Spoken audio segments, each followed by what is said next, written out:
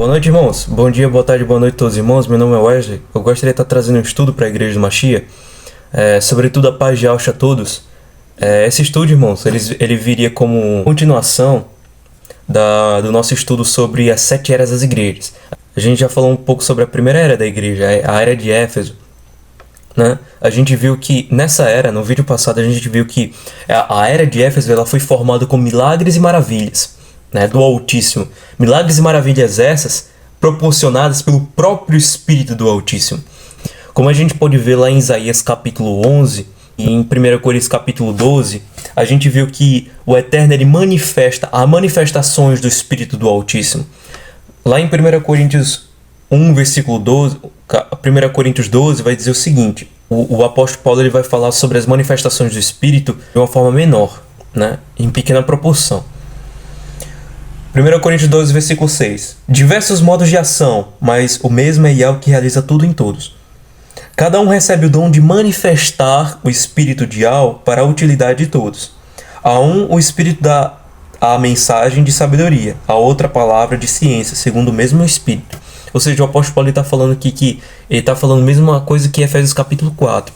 Lá em Efésios capítulo 4, o apóstolo Paulo vai falar que há uma só fé, há um só corpo, há um só Espírito, há um só batismo, né? Ou seja, há um só Espírito em cada um de nós, né? O Espírito de Yahweh está em nós, mas o Eterno ele dá o dom a cada um de nós, né? Ele dá o dom a cada um de nós, de manifestar o Espírito dele conforme a necessidade da igreja. Ou seja, se na igreja há necessidade de muitos profetas, o Eterno ele vai dar o dom de manifestar o Espírito dele que está em nós em profecia. Se precisar mais de falar mais em línguas para fortalecer a fé dos irmãos, ele vai dar o dom, né, de manifestar o Espírito dele que está em nós em línguas, né, no dom de línguas. Então por aí vai. Isso aí é em pequena proporção. Mas o Eterno ele manifesta o Espírito dele conforme também a necessidade da era da igreja. Lá em Isaías capítulo 11 a gente pode ver que o Eterno ele manifesta, né, o Espírito dele. A gente pode ver aqui as várias manifestações do Espírito dele, né? Para ser mais exato, 7 manifestações do Espírito de Yahweh dos Exércitos, que é um só. É um só Espírito com várias faces. É um só Espírito, né, com várias qualidades. A gente pode ver aqui Isaías capítulo 11, lá no versículo 1, ele vai falar o seguinte: o ramo sairá do trono de Jessé, um rebento brotará de suas raízes. Versículo 2, sobre ele repousará o Espírito de Yahweh, o Espírito de sabedoria, o Espírito de inteligência, de conselho, de fortaleza, o Espírito de conhecimento e de temor de Yahweh. São 7 Espíritos para cada uma das 7 eras das igrejas. Então o Eterno ele manifesta o seu Espírito de acordo com a necessidade da igreja, de cada uma das igrejas. Na primeira era necessária a autoridade do Eterno. Então o Eterno manifestou o seu Espírito e ungiu os apóstolos, e imbuiu os apóstolos com o seu Espírito de autoridade, para que os apóstolos pudessem testemunhar e falar com intrepidez e autoridade. A autoridade é essa não do homem, mas do próprio Altíssimo, para que as pessoas pudessem ver a veracidade e a autoria das palavras, né? De quem eram as palavras, que não era do homem, mas sim de Yahweh dos Exércitos. Pois os apóstolos carregavam, irmãos, a palavra da reconciliação, né? A palavra da reconciliação. Por quê? Porque estaria Yahweh em Alcha conciliando consigo mesmo o mundo, não imputando aos homens os seus pecados, né? Louvado seja Yahweh. Então, para que as pessoas, para que se pudesse ver a veracidade das palavras, era precisa autoridade, para que as pessoas vissem que não é do homem, mas sim para que as pessoas vissem e entendessem de quem eram as palavras, né? Quem era o autor das palavras, né? Louvado seja Yahweh. E por causa disso, muitos viram que a palavra é de Yahweh dos Exércitos e foram tomados pelo Espírito do Altíssimo e foram reconciliados com ele. É por isso que a primeira era é uma era rica do Espírito de Yahweh, né? É uma era que foi construída com milagres e maravilhas. Então, irmãos, a gente vai dar continuidade aqui a esse estudo, né? A era de Éfeso ela foi do ano 31 ao ano 64, né? Do ano 31, desde a morte de Alcha até o governo de Nero, foi uma era, a era apostólica, a era de Éfeso. A partir do ano 64 até o ano 313, a era de Esmirna. A era de Esmirna, irmãos, é a era dos mártires. Uma era que é conhecida pelas suas perseguições, pela perseguição aos crentes. Além da igreja de Esmirna, irmãos, a igreja de Esmirna poderia ser dito com certeza que era a igreja das catacumbas. Os crentes ali eram muito perseguidos. Eram perseguidos, né, de uma maneira muito brutal. Eles corriam e se escondiam. Muitos eram mortos por causa da palavra do testemunho, porque eles não negavam Yahshua, eles não negavam o rei de maneira nenhuma, né? Mas assim como o nome dela diz, porque cada um dos nomes de cada uma das cartas representa, né, representa a qualidade, representa a estrutura ali da igreja. Por exemplo, Éfeso tinha o nome de desejado, de amada, né? A igreja amada, a igreja dos sonhos do Mashiach, né? A igreja com as doutrinas frescas, sem nada de fermento, sem nenhum fermento, sem nenhuma mentira, sem nenhum acréscimo, sem nenhuma diminuição, né? As palavras vindas do próprio Mashiach edificando, né? E ensinando a igreja, né? Era aquilo. Agora Esmirna, irmãos, a palavra Esmirna, ela vem da palavra mirra. A mirra, irmãos, é uma planta de cheiro. Em hebraico é mor. E mirra, em grego, é Esmirna, né? Esmirna. Então, essa palavra Esmirna vem da palavra mirra, que é uma planta muito cheirosa, né? Ou seja, essa igreja, irmãos, ela foi uma igreja muito pura diante do Altíssimo. Ela foi uma igreja muito pura. Aquilo que ela tinha de perseguida, de sofredora, ela tinha de pura diante do Altíssimo. Ela tinha de agradável diante do Altíssimo. Porque aquela igreja, ela tinha um aroma suave que subia da terra até o trono do Altíssimo, como um odor suave, né, e doce às narinas do Eterno. Era uma igreja puríssima, que tinha muito caráter e muita perseverança, né? Eles foram provados no candinho da humilhação, foram provados no candinho da aflição. Por isso, irmãos, que o seu nome vem de mirra. Foi até ela preferida pelo Altíssimo para fazer o óleo de unção especial, para ungir o Santo dos Santos, os seus instrumentos, os sacerdotes e até alguns utensílios da casa, né? Da casa de El, do santuário, né? Vamos ler lá em Êxodo capítulo 30, versículo 23. Diz o seguinte, ó: louvado seja Yahweh. Yahweh falou a Moisés dizendo: quanto a ti, procura bálsamo de primeira qualidade, 500 ciclos, bálsamo de primeira qualidade, 500 ciclos de mirra virgem, a metade, ou seja, 250 de cinamomo balsâmico e outros 250 de cálamo balsâmico, 500 ciclos de cássia, segundo o peso de ciclo do santuário, e um rim de azeitona de oliveira.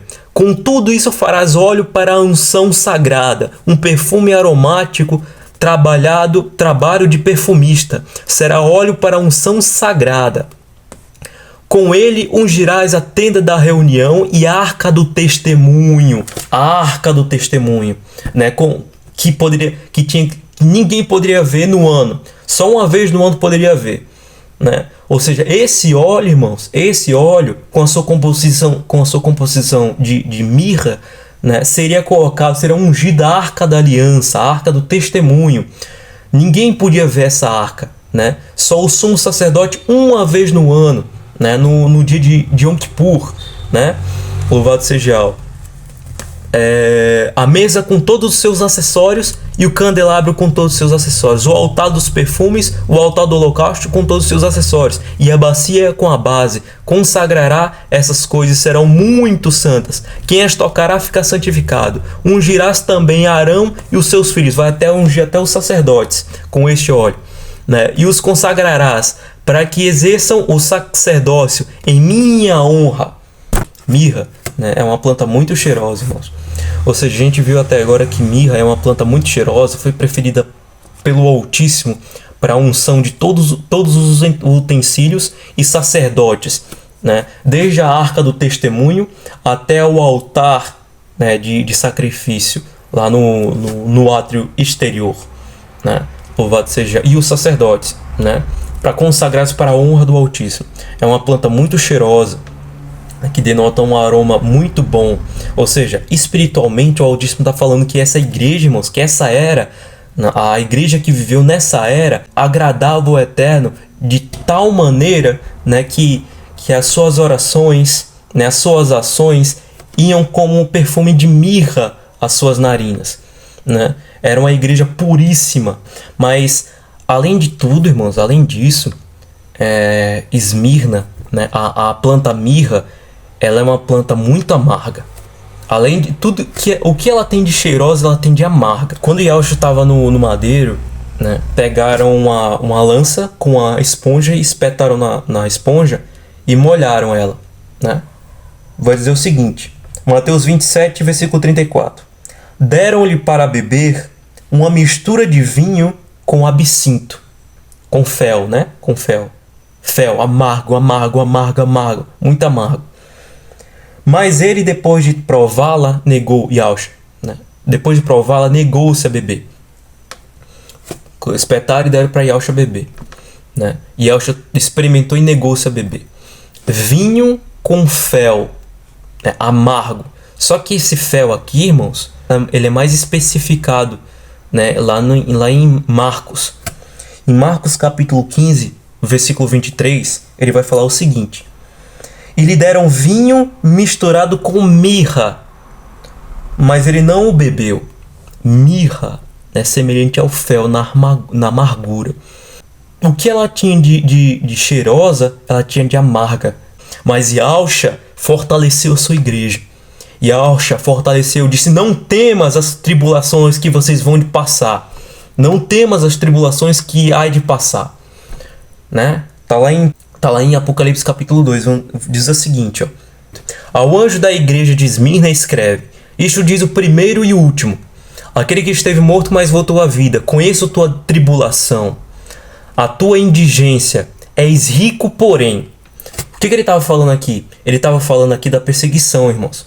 Todos aqueles que eram perseguidos na cidade de Esmirna, só eram descobrir, só era bastante você falar ou negar, prestar culto ao imperador como divindade, ou se negar ou prestar culto às entidades, aos deuses de Roma, né, para você serem tomados todos os seus bens, né? Ou seja, o crente, né, o messiânico, né, que seguia Yahushua, né, ele não tinha direito a nada, né? Ele não tinha nada. Ele tinha os seus bens confiscados pelo Estado. Ele era perseguido, ele era maltratado, ele era maldito na sociedade. Ele era morto, perseguido e torturado pelo Estado. Simplesmente por seguir a Yahushua. Simplesmente. Né? Então, Yahushua ele fala aqui, ó, conheço tua tribulação. Conheço a tua tribulação, tua indigência, mas és rico, porém. Falando aqui que amontoou muitos tesouros no céu. És rico, né? És rico, pois amontoaste tesouros no céu. Muitos tesouros no céu. És rico, porém. Né? Bem-aventurados todos aqueles que sofrem perseguição por minha causa. Yahushua falando, o rei falando, né? Ele diz o seguinte, és rico, porém, e as blasfêmias de alguns que se afirmam judeus, mas não são. Pelo contrário, são sinagoga de Satanás. Não tenhas medo do que irás sofrer, não temais. Não temais. Eis que o diabo vai lançar alguns dentre vós na prisão para ser posto à prova. Tereis uma tribulação de 10 dias. Mostra-te fiel até a morte e eu te darei a coroa da vida. Quem tem ouvidos, ouça o que o Espírito diz às igrejas. O vencedor de modo algum será lesado pelo dano da segunda morte. Aqui, ó, vai dizer o seguinte, ó. Onde quer que procurassem refúgio, os seguidores do Mashiach, do Messias, eram caçados como animais. Eram forçados a buscar esconderijos nos lugares mais isolados e solitários. A primitiva igreja em Roma poderia ser chamada com certeza de igreja das catacumbas, né? Entre os mais atroz das perseguições, esses irmãos se conservavam incontamináveis na sua fé. Os irmãos lembram que eu falei que a igreja de Esmirna era puríssima diante do Criador? Porque, irmãos, a perseguição, ela purifica a igreja. Os irmãos viram aqui comigo agora, né, em Apocalipse capítulo 2, na carta de Esmirna, que ela fala que ela é indigente. É indigente, né? Por quê? Porque a igreja, irmãos, não tinha nada. Ela simplesmente, mas ela tinha a natureza do rei. Ela tinha a natureza de Yahusha nela. Era a igreja que tinha a natureza de Yahusha. Esmirna, a igreja que detinha a natureza do Mashiach. Lá de Isaías 53. Ela não tinha nada. Ela não tinha fama nem riqueza nenhuma. Ela não tinha dinheiro, fama, né? Não tinha glória mundana nenhuma. Nada que viesse, né, deleitar os olhares. Nada que viesse chamar a atenção superficial dos pagãos, dos romanos, dos homens. Nada. Porque era uma igreja perseguida, maldita entre os romanos, era mal falada, era perseguida e era odiada. Não tinha nada em que viesse chamar a atenção, né? Era uma igreja de dores, né? Provada no cantinho da humilhação. Por isso que a igreja era pura. Porque não ia ter nenhuma pessoa que ia querer se aproveitar da igreja. Porque a igreja não teria riqueza nenhuma, não teria fama nenhuma, né? Não teria riqueza nem fama nenhuma para se aproveitar, né? Sobre a mais atroz da perseguição, esses irmãos se conservavam incontamináveis na sua fé. Privados de todo conforto e excluídos da luz do sol, tendo lar no seio da terra, escuro mais amigo, não faziam queixa alguma. Provações e perseguições não eram senão passos que os levavam para mais perto do seu descanso e recompensa. Né? Agora eu pergunto aos irmãos, qual é o crente, né? Qual o crente que iria se juntar a uma igreja dessa? Uma igreja que era perseguida, que era maldita entre os homens, que não tinha nada a que agradasse, que chamasse atenção ao olhar, nada para se aproveitar, nem riqueza nenhuma, riqueza nem glória nenhuma, né? Nem status, nem glória, nem nada. Simplesmente tendo um amor fraterno que juntaria cada um deles e a presença do Eterno e uma esperança. Simplesmente isso. Simplesmente isso. Por isso que a igreja era livre, era pura e livre de charlatões, livre e pura de lobos devoradores, né? Era pura, o Eterno mantinha assim, puríssima. Elas foram provadas no cantinho da humilhação, né? Tendo lar no coração da terra, em galerias, irmãos. Existiam galerias com mais de quilômetros, né? Que serviam como o refúgio da igreja. Eles se escondiam dentro da terra, né? Longe da luz do sol, né? Que regalia teria? Não tinha nenhuma regalia para se aproveitar, para subir os seus status, para arrecadar dinheiros como os crentes. Que crente de hoje em dia, iria se juntar à igreja? Por isso que nenhum deles iria ali. Nenhum charlatão, nenhum desses crentes ruins iria ali. Nenhum deles. Simplesmente os crentes que eram verdadeiros na sua profissão de fé. Simplesmente os verdadeiros adoradores. Simplesmente. A nata da nata. Os vencedores, né? A perseguição permanecia a igreja pura, pois conservava afastado todos aqueles que não eram fiéis em sua confissão de fé.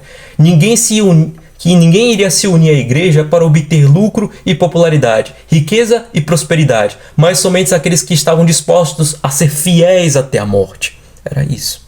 É isso, irmãos. É isso, louvado seja. Ou seja, a igreja passou por muita coisa, Essa é a igreja de Éfeso. Uma igreja que tem como nome Esmirna, que vem do nome mirra, da planta mirra, que é cheirosa, que é agradável, né? Que vai como um cheiro agradável às narinas do Eterno, que é pura e bela espiritualmente, mas que ao mesmo tempo junta aflições e amarguras, né? Que não tem tesouro humano nenhum, que não tem nada, tesouro nenhum que agradasse ao olhar. Tem a natureza, mas tinha a natureza do rei. Qual era a natureza do rei? Está lá em Isaías capítulo 53, irmãos. igualzinho. Versículo 1. Quem creu naquilo que ouvimos? E quem se revelou o braço de Al? Aí fala aqui, fala de Yahshua, fala da natureza de Yahshua. Fala de Yahshua, irmãos.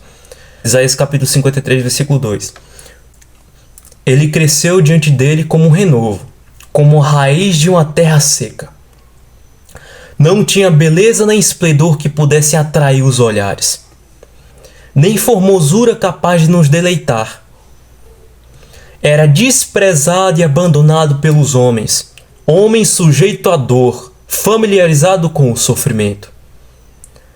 Como pessoa de quem todos escondem o rosto, desprezado, não fazíamos caso nenhum dele.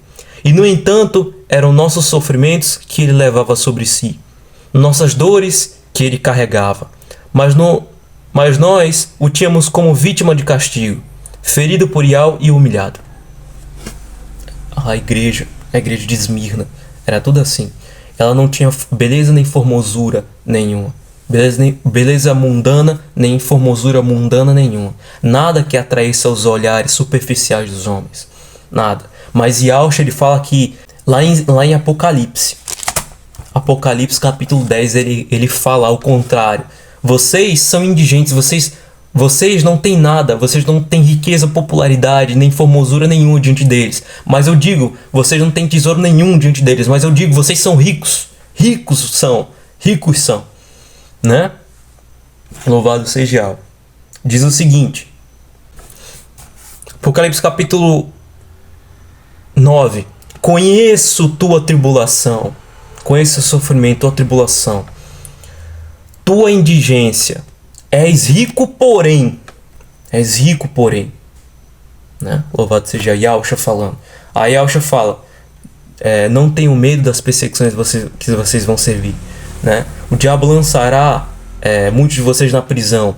Né? Vocês terão perseguição de 10 dias. Esses 10 dias, irmãos, aqui, eles são representados, né? São representados espiritualmente por 10 imperadores.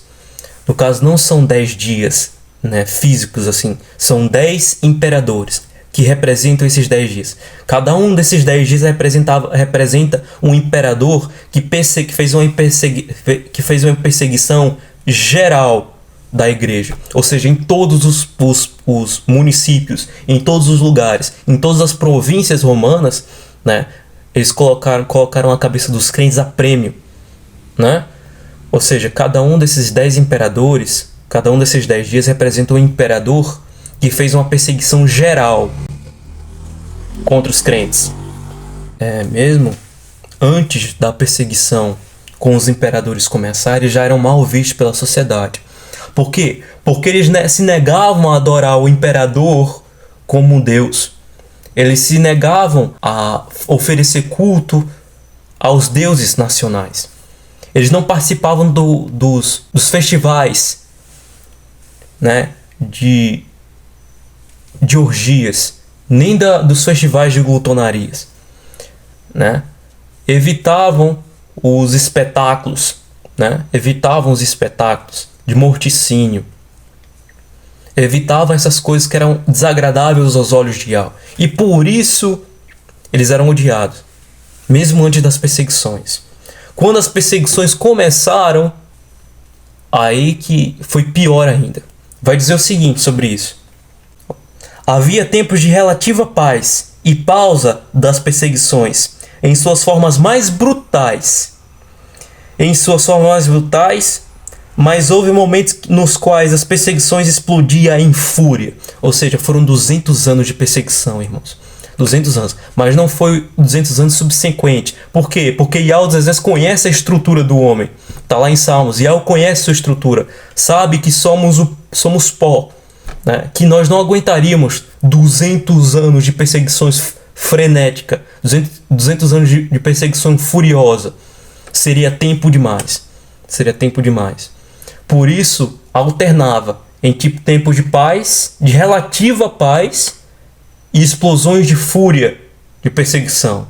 Relativa paz e explosões de fúria. Com o resultado, a igreja era odiada pelo Império Romano, especialmente pelos judeus e romanos pagãos.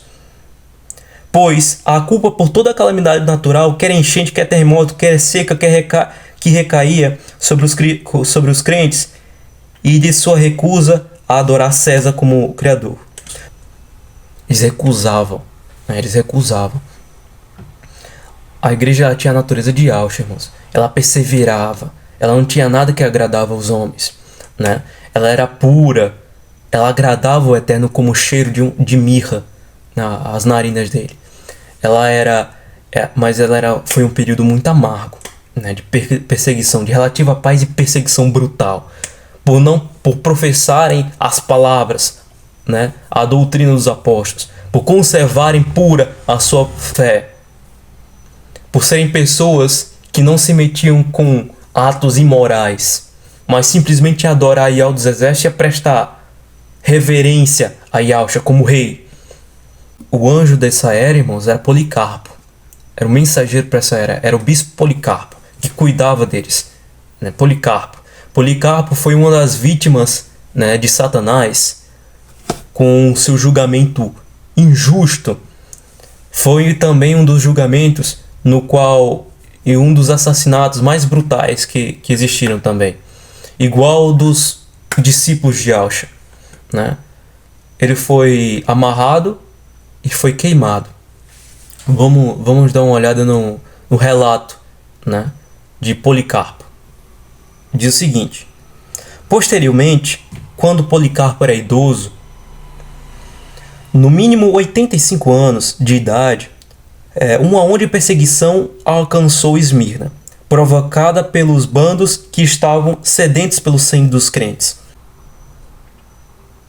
Então as autoridades foram enviadas para encontrá-lo. Eles finalmente o encontraram após terem exigido informações do seu esconderijo de um servo que foi submetido a torturas horríveis. A multidão e o magistrado local estavam então presentes na arena quando Policarpo foi apresentado. Esse foi um dos mais injustos e incomuns julgamentos no qual o magistrado falou primeiro: jure pela fortuna de César e arrependa-te, declare morte aos ateus. Jure, mas o magistrado sabia o que Policarpo queria dizer. Renega a tua fé, jure e eu te libertarei de uma vez por todas. Tem apenas que insultar, né, blasfemar a Yahushua, a seu Messias, seu Mashiach. Aí tem a famosa frase de Policarpo, uma frase linda, irmãos, que diz o seguinte: eu tenho servido por 86 anos e ele nunca me fez mal algum. Por que então deveria eu blasfemar contra meu rei, meu salvador? De maneira incrível, irmãos, de maneira perseverante, brava e valente, foi fiel até a morte. Louvado seja o dos exércitos. Então, irmãos, essa é a era de Esmirna. A igreja não tinha de maneira nenhuma nada que lhe agradasse, nada que agradasse os olhares dos homens. Os ateus, eles não tinham interesse nenhum na igreja, porque a igreja não tinha nada a oferecer a eles, né? Só permaneciam e só se juntavam à igreja os verdadeiros adoradores, porque Yahweh queria assim. Yahweh permaneceu a igreja pura e perseverante dessa maneira. Louvado seja Yahweh dos exércitos. Que é muito diferente de Pérgamo, né? Pérgamo a gente vai ver no próximo vídeo, irmãos. A gente vai ver a era de Pérgamo. A carta à era de Pérgamo, a gente vai ver. A gente vai ver que Pérgamo é totalmente o contrário, né? Que não tinha perseguição. Foi findada a perseguição. Mas ao contrário da igreja de Esmirna, tinha muita glória, tinha muita riqueza e também tinha muita popularidade. Fazendo assim os olhos dos ateus, né, enlarguecerem, né? Louvado seja. Tudo isso a gente vai ver no próximo vídeo, no próximo estudo. Louvado seja o dos exércitos. Espero que os irmãos tenham entendido. Paz de Yahushua, irmãos.